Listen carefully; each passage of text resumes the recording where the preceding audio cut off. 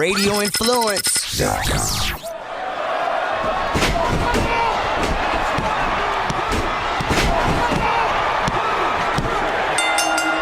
You are sitting ringside with David Penzer on Radio Influence. Welcome, ladies and gentlemen, to another edition of City Ringside. My name is David Penzer, and as always, we are so glad that you are here to listen to this thing that we call a podcast. Have what should be a fun guest on this week. Well, not really fun, but it's going to be true wrestling history, so to speak. Devon Nicholson, who's Hannibal, has his own Hannibal TV network, and I've worked with him, going to work with him again at WrestleMania weekend this year, doing interviews, but he's going to tell his story, and especially he's well known for contracting hepatitis C from Abdullah The Butcher and taking Abdullah to court and getting awarded a verdict and trying to collect. And we're going to tell that whole sordid tale, and also a little bit about his background, where he got started, and we'll talk about his interviews on the Hannibal TV. Real quickly, I know that we drop on Monday mornings, and so we're a little bit late with this, but do want to congratulate Roman Reigns on his being in remission from cancer. In hindsight, obviously, it doesn't seem like it was a big deal, but cancer's cancer, man. There's no good cancer to get. I guess if there was a good one, he got the good one. But it's probably something he's going to have to deal with all his life. And like I said, there's no good cancer because you never know how that's going to turn out. So congratulations to him. Huge pop. We talked about it. If and when he was able to come back, it was going to be the Roman Reigns that Vince had been dreaming of for years and years, and never got as far as the reaction. It will be interesting to see how long he gets a positive reaction, or if the crowd kind of quote unquote turns on him again. If I'm him, I don't give a crap. I just beat cancer for the second time in my life, and I'm doing what I love doing. He just did a movie with his cousin, The Rock, and so who cares if you get booed by a few fans? But it was great to see him back, and a nice end to a story. Hopefully that will be it with Roman Reigns and leukemia. I also want to wish a happy 70th birthday to my old friend, Nature Boy Ric Flair. I wasn't invited this year, but I was at his 50th. If you look on my Twitter page at David Penzer, and be sure to hit it up if you haven't already. If you look at my Twitter page, the main photo, other than my stock real estate photo, is me, Rick, Arn Anderson, and Joe Gomez. From Ric Flair's, you can even see the 5-0 ice sculpture from Ric Flair's 50th birthday party. Now, I think we had more fun at the 50th than they did at the 70th, from what I talked to some of the people there. But 70th was definitely much more star-studded. No Dennis Rodmans, no Vander Holyfields. They just had a ton of celebrities there. So I guess as he's gotten older, his celebrity has grown outside of the wrestling business, and good luck to him. And did an angle on Raw recently, the same Raw that Roman came out. Actually, the first Raw that I've really watched in a while, and not sure if it's because Bruce Pritchard or just a total coincidence, because it's getting closer to WrestleMania, but I actually really enjoyed it. And so maybe the competition looming has brought out something in them, and maybe Bruce Pritchard is just a creative genius. Time will tell. But happy birthday to Ric Flair. Congratulations to Roman Reigns. And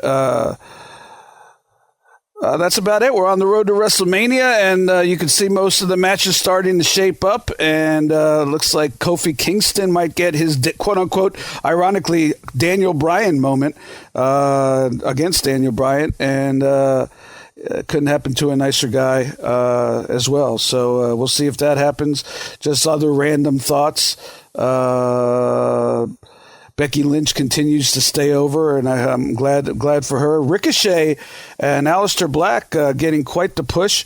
And so as we spoke to PJ Black last week, both of us are big fans of Ricochet, and I really hope they continue to push him, because I believe that despite his smaller statute, sort of like AJ Styles, the guy could be a huge star. He reeks and oozes charisma, and he does things that are absolutely unbelievable and makes him look easy, quite frankly. So excited to see him on a positive path.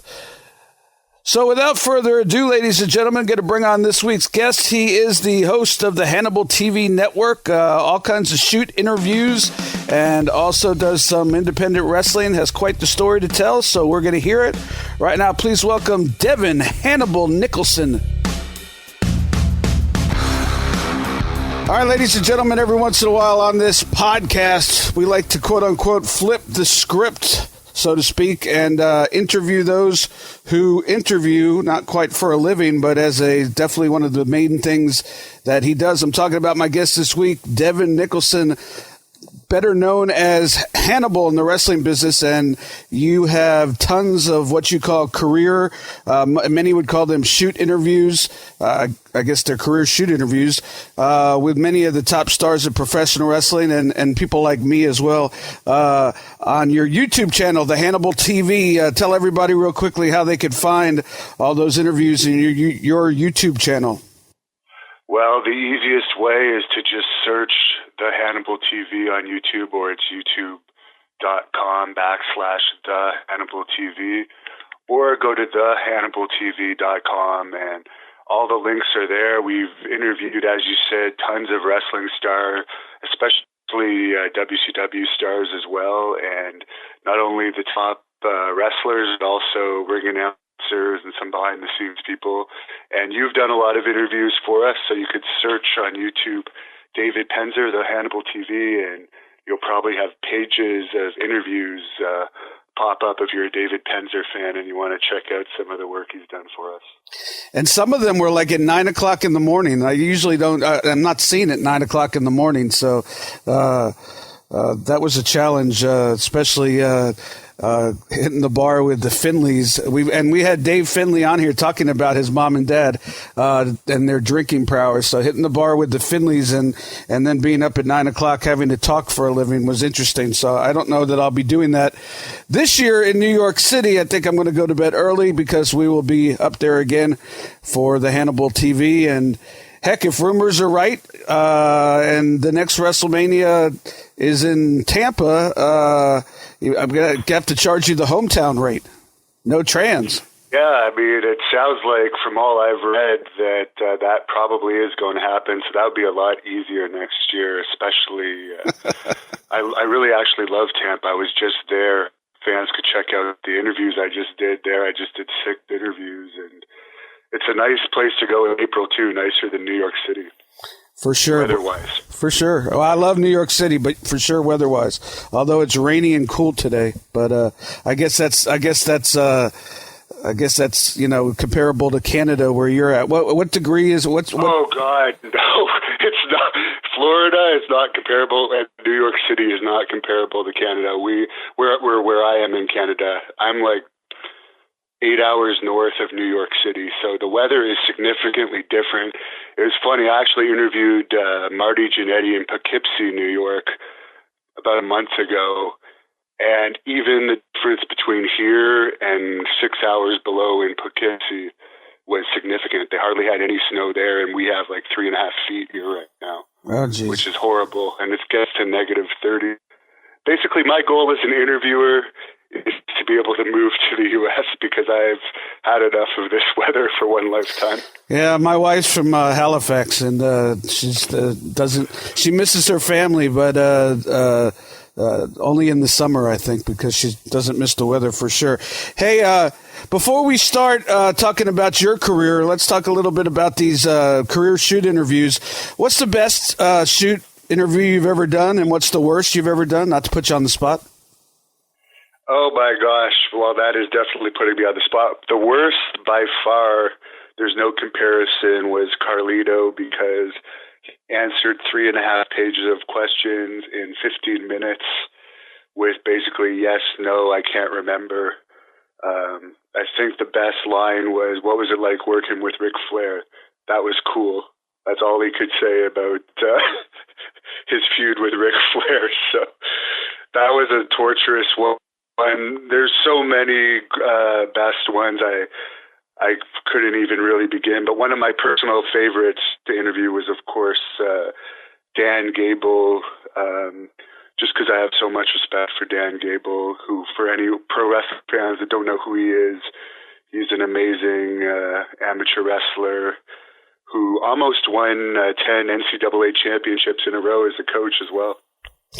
Well, that goes right nicely into my next question, because you have quite the amateur background. I didn't know that when I first got to know you.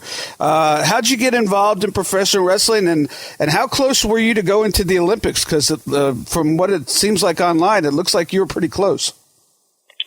Well, I was the alternate for the London Games that took place in 2012. I got second place at the Olympic trials for that one, but that was in Greco-Roman wrestling. I'm also a former national champion in freestyle wrestling, and I was on the national team in freestyle wrestling, and I'm also a 2-time equivalent to state champion for high school wrestling. And how did I get into pro wrestling?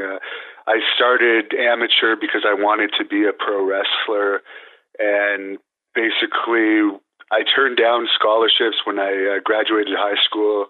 I actually had a scholarship to the University at Buffalo, which was a Division I school for wrestling, but Eric Bischoff was starting a new promotion called Mat Rats. WCW had just closed that March, and this would have been July 2001, and they were looking for the top kid athletes from around Canada. Harry Smith was involved in it, Ted Hart, Rick Vicker, who's now in WWE, Rene Dupree was in it, Natty Neidhart was in it, who's now Natalia. So there ended up, TJ Wilson was also in it. So I ended up going out to Calgary to be part of the pilot. And for those that don't know, where I live, it's near Syracuse, New York in the U.S., and Calgary is near Montana. So I pretty much went across the country to be part of this pilot. Nothing came out of the pilot. I ended up staying there and training at the Dungeon to become a pro wrestler. But at one point I did run out of money, and I had to come back to this end of Canada for a while. And during that period of time, I trained for a year with Jacques Rougeau before returning to the Dungeon. So I was trained, I'd like to say, by the top 2 wrestling families in Canada, the Harts and the Rougeaus.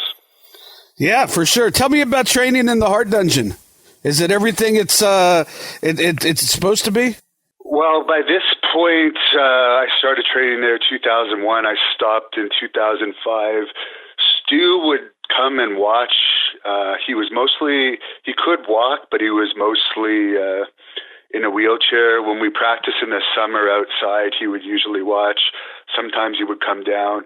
He would still put holds on you, but you would really have to let him put you in the holds. It was mostly Bruce Hart doing the teaching. By this point, Bruce was in Survivor Series 93, and he actually came up with the Owen Hart turning on Bret angle. It was originally supposed to be Bruce doing that angle with Bret, but Bret would prefer to work with Owen, so it ended up being Owen and Bret. But for the Dungeon training with Bruce, it was more like a lot of bumps, but instead of a ring that has loose plywood on it under the mats, it was just cement floor under the mats. So you really had to learn how to bump properly, because you would feel it if you didn't bump properly. And even if you did bump properly, you would feel it. There was a lot of chops, a lot of slapping in the face, a lot of physical pain involved in that kind of training. It was less cardiovascular, but more physical. And then the veterans of the training who had gone through that in years prior and who had been beaten up by the guys above them, they then wanted to beat you up to make you go through what they went through. So not a lot of people lasted through the whole dungeon training, but I enjoyed it. I always thought it was cool training down there. Sometimes you would just be in the middle of practice and I would just look around reflecting on the history. So yeah, it was a positive experience overall, much different than the Jacques Rougeau training, who Jacques it was very light as far as physical punishment went, and he focused more on the facial expressions, how to walk in the ring, the entertainment side of things. Interesting that you got both ends of the spectrum, the entertainment part and the physical part, because if somebody just went to one of those training centers, they would only get one part. So it's probably helped make you more of a well-rounded professional wrestler, so to speak. Your first little brush with greatness, so to say, is in Puerto Rico, and you went down there. How many years had you been wrestling up and around Canada when you went down to Puerto Rico? Well, I wrestled in Canada 2001 to the early 2005. I had WWE tryouts in 2004, 2005. And then it was around that time, after one of my tryouts, they said, you got to get some more seasoning. So I sent a bunch of tapes around to various companies. And one of them was to IWA Puerto Rico, which was Victor Quiones's and Savio Vega were running that company at the time. Luke Williams, who I know you know, he lives in your area as well, was one of the bookers, and he was the one that initially brought me to Puerto Rico and gave me the name Hannibal in 2005 because they wanted me to, up until that point, I was a babyface, not by choice, but that's what the Harts wanted me to be. And Luke watched me wrestle, and he said, You're more of a vicious wrestler. You shouldn't be a baby face, and your facial expressions remind me of Anthony Hopkins from Silence of the Lambs, so you're going to be Hannibal when you come here. And I said, fine. I was willing to be a heel anyways. I thought I was more natural as a heel. Yeah, you really are, actually. Oh, aren't you kind? But so tell me about that. You're up in Canada, and you're I'm assuming just doing indie shows on the weekends, and then all of a sudden you're thrust into a territory with television. How much of how satisfying was that? How frightening was that? How crazy was that situation? Well, yeah, you're correct. They did have 4 hours of TV there a week, and they were drawing very large crowds at that time. That was right at the end of the glory years of IWA Puerto Rico. For our big shows, sometimes we'd have 6,000 or 7,000. And on the weekends, it wasn't uncommon to have 3,000 people on a Saturday night, and it was uncommon to have less than 1,000 for a non-televised show. So it was good. They gave me a good push. I worked with Ricky Banderas mostly in IWA, who was also known in TNA, as you know, as Judas Messias, and he went on to have a good AAA career. But that was fun. It was fun because you were a celebrity on the island. You were treated well. I never had an issue with pay in IWA. I did in later years when I switched to WWC. No. Which I understand you did too. But I did what I was. IWA was great. I did what I was told. As soon as I got off the airplane, I got in my car and I went to the check cashing place, and I got the money. The only problem is it bounced for the check cashing place. I've told that story before. It's all right. It wasn't all that much money, and it's funny to talk about Abdullah the Butcher because we're going to get to him in a minute. But I was actually just telling the story about a month ago on the podcast about going down to Puerto Rico for that tour, and Abdullah the Butcher kept buying me drinks, and nobody could understand why he was buying me drinks at the Doubletree there at the casino hotel, and nobody could understand why he was buying me drinks because he doesn't buy anybody anything. And I went to check out, and my bar tab was like $300-$400. So he was pretending like he was buying me drinks, but he was signing my name and putting my room number. And I actually refused to pay it. I said, here, these are the ones that I've actually bought, and these are the ones that I didn't buy. Somebody and they compared signatures, and the signatures were totally different. So after about 30 minutes of haggling with them, I actually got my entire bar tab for free. So if Abdullah did one good thing, got me a free bar tab that weekend, so probably equaled the amount of money that I got for the weekend. Speaking of, well, before we get to Abdullah, you jumped at one point. You mentioned to World Wrestling Council. Why did you jump, and how are things different in World Wrestling Council than IWA? I basically jumped because I was friends with Eddie Colon, because we worked out at the same gym, and he was always telling me to switch, and he was a fan, thought I would do well in WWC, so finally they did offer me more money to go to WWC, and I ended up becoming 2-time WWC Tag Team Champions there, long runs with a guy named Black Payne, who was in WWE Development for a while. And the reason I really enjoyed it, but as you said, after a while, they start missing a week in pay, and they say they'll catch up to you, then they'll bounce a check on you, and you'll bring the check back, then they'll write the check for half the pay, and then they'll say, oh, we'll catch up the next time. And it goes on and on and on. So I think there was a couple points. One point I said I was going to leave, and they finally didn't catch up with the full amount of money, but gave me several thousand to stay. And then it happened again, and then I finally left for good in 2008. But I found the main difference between IWA was much more professional. WWC was less professional as far as pay goes and how the shows went.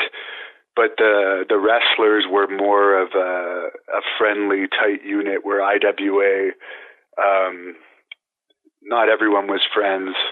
There was a lot of cliques, but good experience nonetheless. And while I was in WWC, I did wrestle in the Dominican a few times. And after that, before the WWE thing, I did go to Europe for a while, where I wrestled for All-Star Wrestling in the UK, where I got a victory over Doug Williams, who you know from TNA. And I worked a lot with Mason Ryan, who had a small run in WWE. So you can imagine, if anyone remembers Mason Ryan from WWE, he wasn't exactly the greatest wrestler there. So you can imagine when he was first starting out in England, a guy that size, having to get in there with him wasn't the most fun. And I also wrestled Tatanka in the UK a bunch of times. Yeah, but who hasn't? Not pleasant. Who hasn't?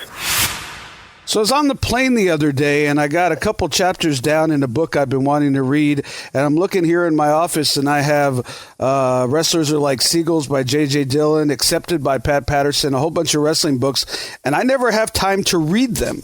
So I was thinking the other day, there must be a better way than sitting down and reading a book and spend a lot of time in the car, or if you spend a lot of time in the gym. There's never been a better time to start listening. It's that easy on Audible. With Audible, you get access to an unbeatable selection of audiobooks, including bestsellers, motivation, mysteries, thrillers, memoirs, even some great wrestling books. Audible has the largest selection of audiobooks on the planet, and now with Audible Originals, the selection has gotten even more custom with content made specifically for members. I was looking at some of the books that they had, and a past guest that we had on Sitting Ringside, Lex Luger, his book, Wrestling with the Devil, is one of the audiobooks. Also, JR's autobiography and so much more available if you're a wrestling fan. But Wrestling with the Devil is sort of on my short list to read. And like I said, I have so many books that I've collected over the years that I've been wanting to read. So definitely forget to hit up Audible and listen to Wrestling with the Devil as my first book. Audible members can choose 3 titles every month, 1 audiobook and 2 Audible originals you can't hear anywhere else. Audible members also get access to exclusive audio fitness programs. If you're into working out, you can start the new year off on the right foot. Listen on any device, anytime, anywhere, at home, at the gym, on your commute, or just on the go. You'll also enjoy easy audiobook exchanges, rollover credits, and an audiobook library. This is cool, that you get to keep forever, even if you cancel. Audible, the most inspiring minds, the most compelling stories, the best place to listen. Get started with a 30-day trial when you go to audible.com/ringside or text ringside to 500-500. Once again, go to audible.com/ringside, RINGSIDE, or text ringside, RINGSIDE, to 500-500 and listen for a change. That's Audible. Let's just go right at this, because there's no easy way to broach it. You had a situation with Abdullah the Butcher, who ironically enough was just given a huge retirement ceremony in Tokyo, which I know must have thrilled you greatly. Tell me about the situation, the match, who booked it. It was with your promotion. Was it with an indie promotion? And what were the plans and what actually happened? Well, basically, I had known Abdullah from Puerto Rico. I hadn't wrestled in Puerto Rico, but they used him quite often in WWC. I had wrestled as a tag team with him a few times and had some matches with him. There was one particular match which was kind of a combined show from all the Alberta promotions in 2007. It was a tribute show to Bad News Allen, who was known as Bad News Brown in WWE.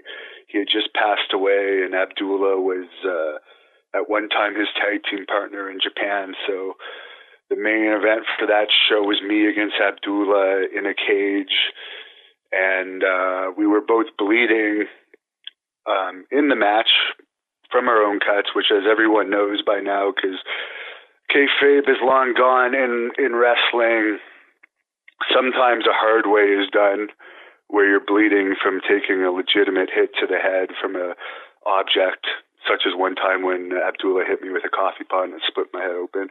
But in most cases, it's done by cutting yourself with a razor blade, with your own razor blade, or surgical scalpel that a lot of people carry in more recent years. So in this match, we were both going to bleed. He had not indicated he had any history of any blood diseases or anything like that, and he had not made any indication that he was going to cut me with a used razor blade. In the match, he ended up cutting me with a blade in the match after he had used it on himself, which is confirmed by videotape, about 4 or 5 times, which he didn't have permission to do. We didn't really think about this much at the time. This was in 2007. In 2006, I had blood tests indicating had no hepatitis in my system. I think I mentioned to you I started having WWE tryouts in 2004. In 2009, I attended a camp back when Tampa, Florida FCW was the WWE's development territory. And I was told by Pat Patterson, who was one of the agents at the camp, that I was the best wrestler at the camp. Had very positive feedback from all the agents, and I ended up getting signed to an open-ended contract after that camp. But unfortunately, when I did the medical, I passed the drug test, passed the concussions test, passed all the tests except for the blood test, which turned out that I had the hepatitis C virus active in my system. Now, it's a proven fact that hepatitis C is passed through sharing of razor blades, so this is immediately how I thought I caught it at the time.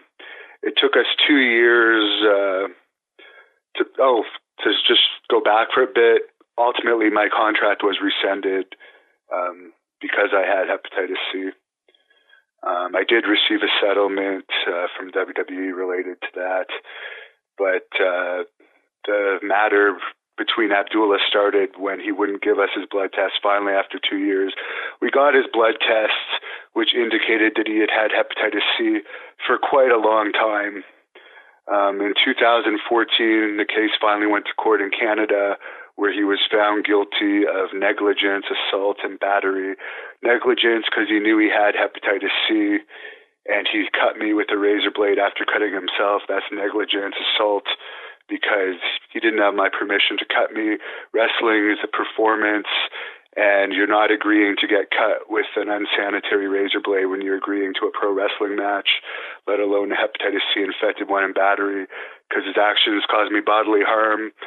Unfortunately, he lives in Atlanta, and it took 2 years to get the judgment endorsed in Georgia courts. We also won in Georgia. He appealed that. The appeal was thrown out in 2017.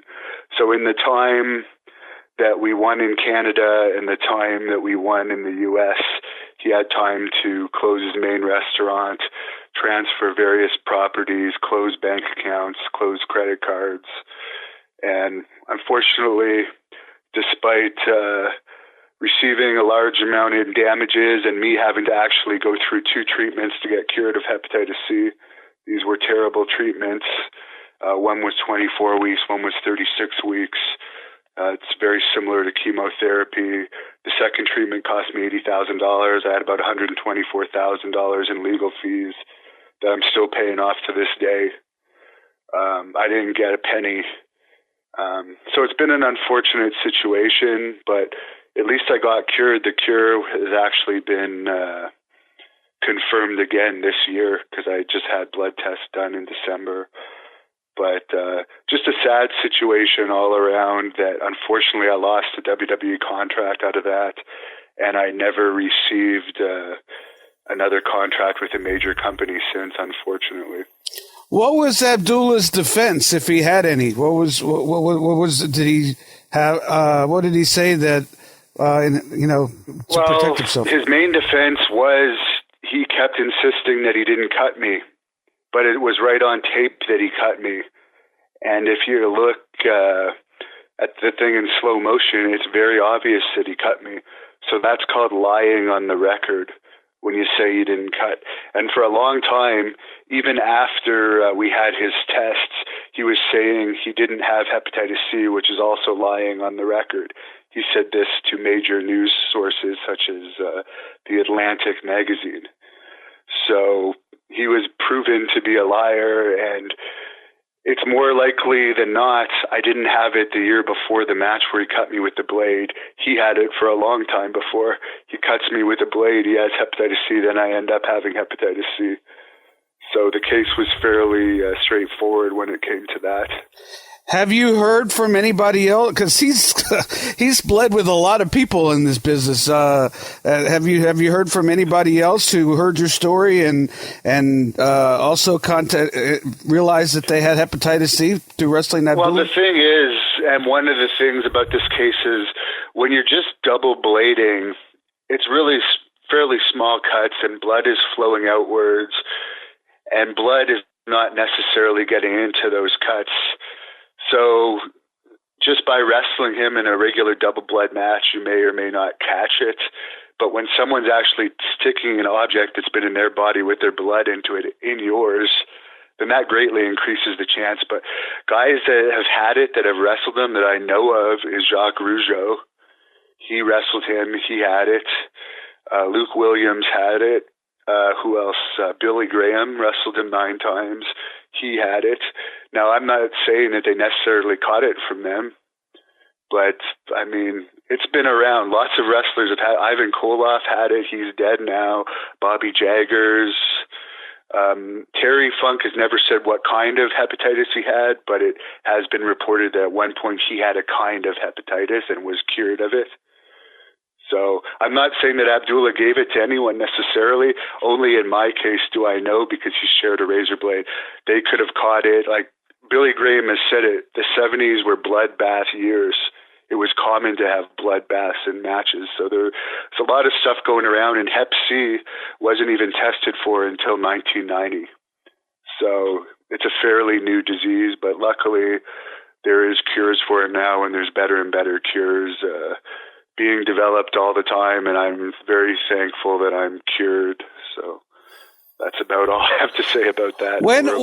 When did they find a cure? Because at one point, wasn't hepatitis C thought to be an incurable disease? At one point when they first discovered it, but it's been at least since the early 2000s, because I know Bushwhacker Luke had it, and he was cured very early after he had it. So the early 2000s, I mean, the cures were more difficult, and now Billy Graham was just cured. He did a 3-month treatment on a new drug, and it was less side effects than I had to go through. I think Jacques Rougeau did the same 3-month treatment in recent years. So there is better treatments. I mean, X-Pac even has had it, but that could have been from another way of catching it. So who knows? But it basically, it's dangerous to wrestle in double blood matches if there's no testing done. So if any independent wrestlers listen to it, I mean, it just came out a story last week that there was a wrestler positive for HIV wrestling in death matches. Oh, geez. Did you hear that? No. This was reported by Wrestling Inc.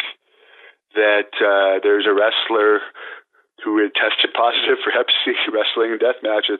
So, I mean, if you're wrestling out in a field somewhere in a double blood match, chances are there's not going to be any testing.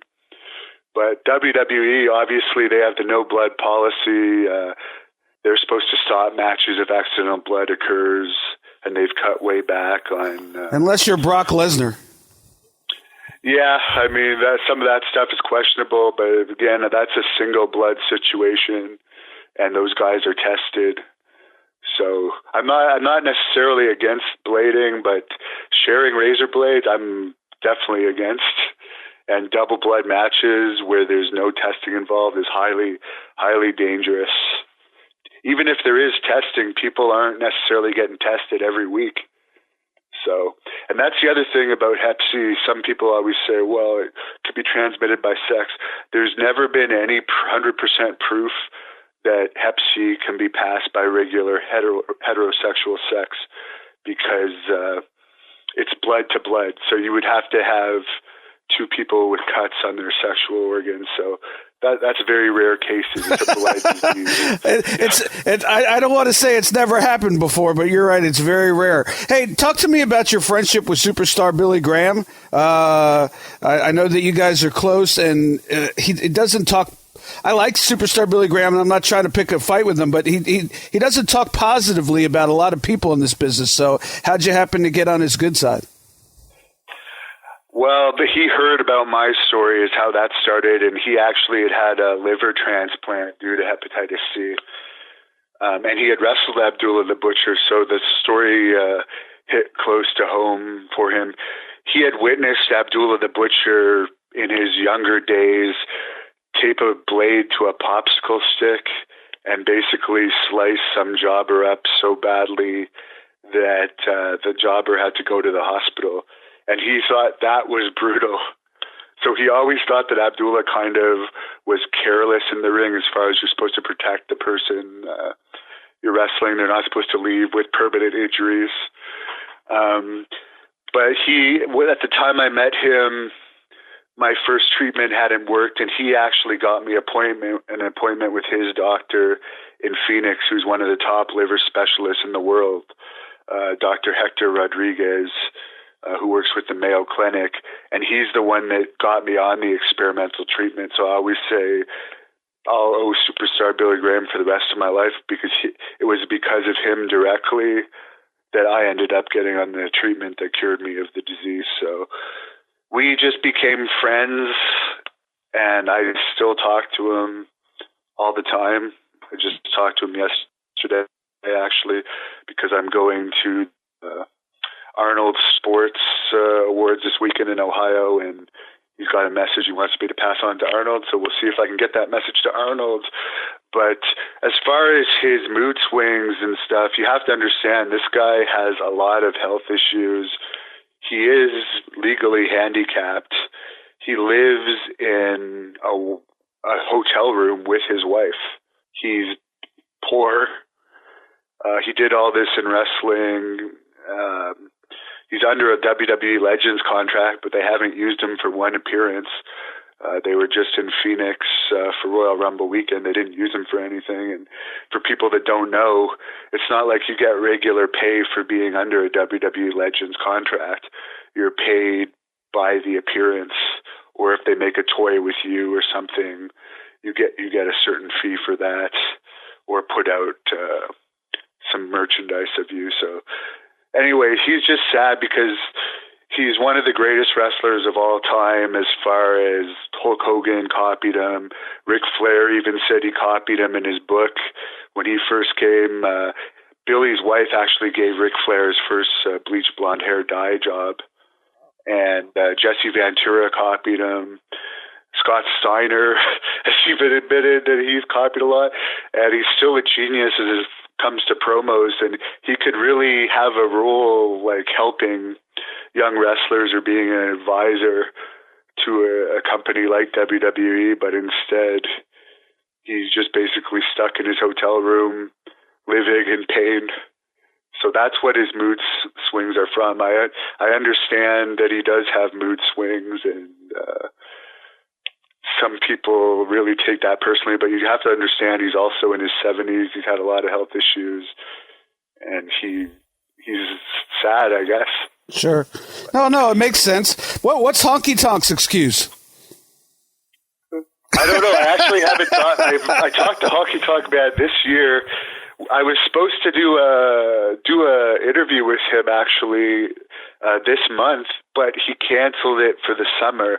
So now, after yesterday, that we find out he's going in the Hall of Fame, I now understand why he didn't do a shoot interview with me this month, because he doesn't need any more controversy. But yeah, Honky Tonk Man's I don't know what his excuse is, but I still like him. We've used him in Great North Wrestling, which is a company I work with in Canada, since 2007 off and on, and he was always reliable, and he put on a good show. So I'm happy that he finally went in the Hall of Fame. He does put on a good show. I'll never forget. WCW. He was making. It was in January. It was. We had the January schedule, and there were 25 shots in January. It was. I was sitting them in. I believe it was Nashville for Starrcade, and.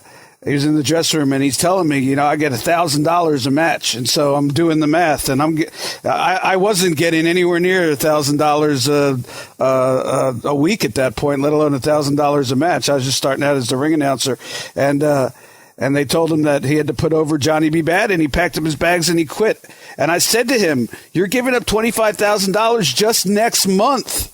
That's a lot of freaking money, Honky." He's like, "Well, some things are more important than money." I was like, "Yeah, but doing a job to Johnny B. Bad ain't one of them." But and the reason you were doing that, for people that don't know, you explained this in your shoot interview. You were in charge of the people that signing in and out rights, and the people that got extra pay, like Sonny Ono, who got extra pay every time he was a manager because his main job was New Japan Talent Liaison. You had to keep track of that, I guess. Well, I was, but that had nothing to do with the conversation. He was just bragging to me because the schedule just come out for January. He's counting the dates. And he's going, "Holy hell, I'm on every one of these because, I'm a Hulk guy. And I'm a nightly guy, and I'm making $1,000 a night. And, that was as much as I made probably. And back then, that's probably what I made in a year when I first started out. So I understand that some things are more important than money. I don't understand doing a job to Johnny B. Bad, even if after all these years. But God bless Honky, and good luck. Congratulations. And in those days, $1,000 would probably be closer to $1,250 today, probably. Yeah. So, is it true that you promoted a 2007 TNA Canadian tour? Yes. Yeah, what? And I'm actually the one responsible for the first TNA pay-per-view that happened in Canada, because I'm the one that hooked TNA up with that arena in Oshawa, Ontario. What goes into promoting in 2007, and then we're going to let you go because I know you got to run. What goes into promoting in 2007 a TNA Canadian tour? Do you get to decide the cities? Do you have any input on the show? How do you get paid? How are the crowds? I'm just curious. Having worked there, you weren't used on that. It was Borash that was the ring announcer for that one. Right. What happened was I put on an event in the summer of 2007 in Ottawa, Canada, that had 4,000 fans attend. And Jeff Jarrett was on that event, along with AJ Styles, Samoa Joe Christian, who was in TNA at the time. And they were all really impressed with the crowd that I got. But it wasn't just TNA wrestlers on that show. Kamala was also on the show. Psycho Sid was also on the show. To name a few, Abdullah the Butcher was on that show. That was one where he nailed me with the coffee pot, but that was fine. I agreed to that. But basically, after that, they were really popular in Quebec because Quebec had a French TNA show. For those that don't know. And at that time, the Quebec sports station had dropped WWE programming and were only airing TNA programming. So there was a big demand for TNA in Quebec. And I live right on the Quebec border. So I organized a tour of Gatineau, Quebec, Quebec City, Quebec, and Montreal, Quebec. And I was also going to promote the one in Oshawa, which was right outside of Toronto. But in the end, the city of Oshawa ended up buying that show from TNA and putting on that show themselves. And that's what led to the show after that, was the TNA pay-per-view in that city. So I was the one that hooked them up with that arena. As far as crowds went, the crowds were very good. They weren't as much as I had for my Ottawa crowd, because I did realize that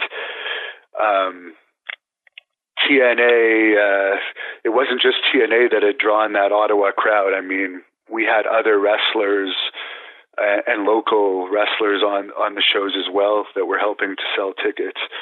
So I think we had something like 2,000 for Montreal, 1,700 for Quebec City, and like 1,500 for Gatineau, which, as you know, is good numbers for TNA at that time for house shows. But the thing was, they wanted me to go to regular-sized arenas. So some of these arenas, especially like the Quebec City one, it was a 19,000-seat arena.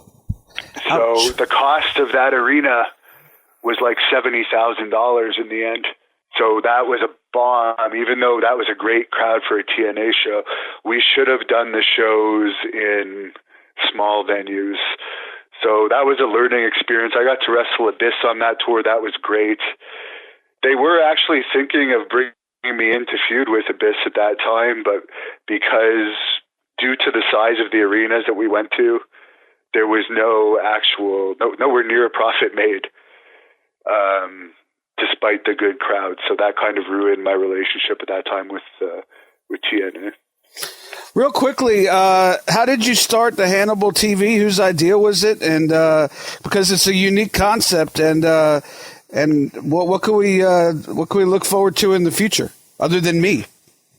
Yeah, David. Well, we'll say that right now. You're going to be getting interviews, WrestleMania weekend, various events, maybe even the Impact event. Maybe you'll stop by that, but definitely. We're going to be covering a lot of events, including the Sunday thing in New Jersey. That's a first-time event. People can look that one up, but I forget what it's called, but it's not WrestleCon. There's a special... it's like Mark Out in the Meadowlands or something? Yeah, Mark Out in the Meadowlands, yeah. That's going to be a big one, and we're going to have really full access at that event. Jim Ross is going to be there. A lot of the guys I've interviewed, like Danny Spivey, and he's going to be there, along with numerous other stars. But how did I start Hannibal TV? I was working with other people who were editing footage for Great North Wrestling and so forth, and just putting stuff up on their channels, and I had no idea that there was money to be made on YouTube. And one day, one of my video people said, "Hey, I just got a check for $300 from the footage that I've been posting of you." And I'm like, "What? You're making money off of these?" And so it was at that time I realized, okay, there's money to be made off of posting stuff on the internet. So I started my own channel in 2013, and I started off by just posting matches from Great North Wrestling. And they did all right, but then one of my, I would say he's more of an acquaintance than a friend. He did a movie on me back around 2012 called This Is Hannibal. And he had a lot of footage from that movie that he never ended up using. So he was just kind enough. He gave me a lot of the B-roll footage. And I had done some of those B-roll interviews with guys like Honky Tonk Man and Lanny Poffo. And there was some footage of Terry Funk and I from an angle Terry and I did. And I started posting some of the interview clips on YouTube. And I noticed that the interviews were getting a lot more hits than the matches. So after that, whenever we would have a Great North Wrestling event, I would start interviewing whoever the legend was that was with us. And of course, the interviews kept getting more and more popular to the point now where I'm doing interview trips just to collect interviews. Like this weekend, as I already stated, I'm going to the Arnold Classic just to get interviews. We're going to New York for WrestleMania weekend. I'll be at the Cauliflower Alley reunion this year covering that too. So it's going great. 60 million views in 5 years, but it's really been increasing in recent years. So I appreciate all the fan support. So search it up. The Hannibal TV on YouTube. TheHannibalTV.com is our official website. And again, if you're a fan of David Penzer, search David Penzer, The Hannibal TV, and there'll be a lot of videos. I think my favorite interview that you did is the one with Lex Luger. Why so? Because I think you asked him, I told you to ask this, but something about his attitude, and he looked at you like, "What are you talking about?" Well, he was like as if he never had an attitude. Oh, and we saw a glimpse into the old Lex Luger there. Yeah, he was on the podcast a while ago, and we talked about that in a little bit more depth, and he sort of admitted that he was a little bit full of himself. But yeah, I probably that was probably at 9 a.m, so I probably just surprised him.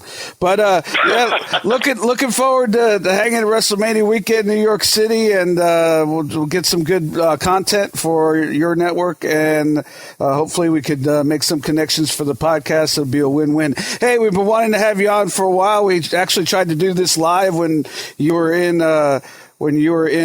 Tampa a couple weeks ago, and between my flu and Brian Blair being late, a late killer bee, didn't work out. But I'm glad we finally got it. By the way, he ended up being much later, so it would have been really bad if we had done it. He's nothing if not late, always. But that's Brian. Good guy, though. And I'm sure the interview was fun. I love seeing Dan Spivey talk about that job guy that no-sold for him and Sid back in the day that's become iconic on the internet. So I'm going to... Yeah, if you see Sid WrestleMania weekend, you got to ask him about that. Absolutely. I was marking out just when I heard that you asked Spivey, because I've seen a lot. I've seen a lot. You've seen a lot, but I've never seen anything like that guy. You couldn't get him to stay down to save his life, and I'm surprised he got out of that building alive. By the way, if you've not seen the video we're talking about, you could go to on YouTube and just put in the skyscrapers or jobber no sell or whatever. It's pretty prevalent on the internet. It comes up pretty well.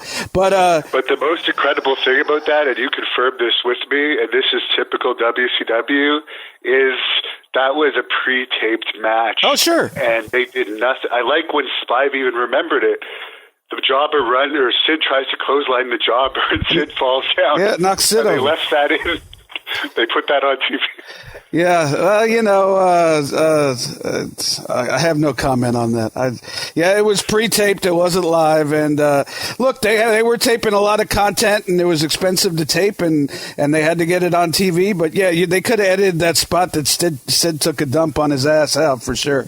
All right, well, the Hannibal TV on YouTube, lots of great content, and you can actually see my fat ass on there as well. So we'll be back at WrestleMania weekend doing it all over again, and you never know where I'll pop up on the Hannibal TV, and you might pop up on things I'm doing. So enjoy the conversation, and good luck at the Arnold Classic, and enjoy yourself. Just don't try to shoot on anybody there. Don't worry. Thanks a lot. Good luck with your podcast. And thank you. And no double blood matches at the Arnold Classic. Oh, I'm retired now. I've officially, not officially, but I'm focusing on interviewing. There you go. I'm out of the ring. I'm just focusing on what I'm best at right now. It's much safer. All right, man. Thank you for being here, and I appreciate your time. See ya.